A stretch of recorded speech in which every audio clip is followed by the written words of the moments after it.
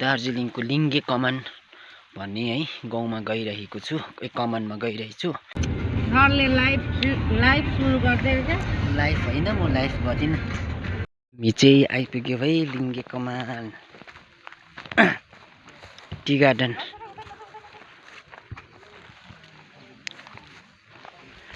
इस्कुस भनेको लु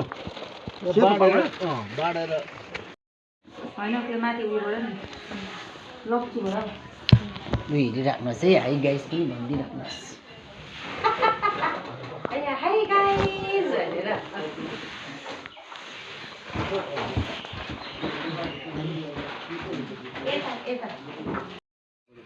यहाँ चाहिँ प्राइमेरी स्कुल रहेछ।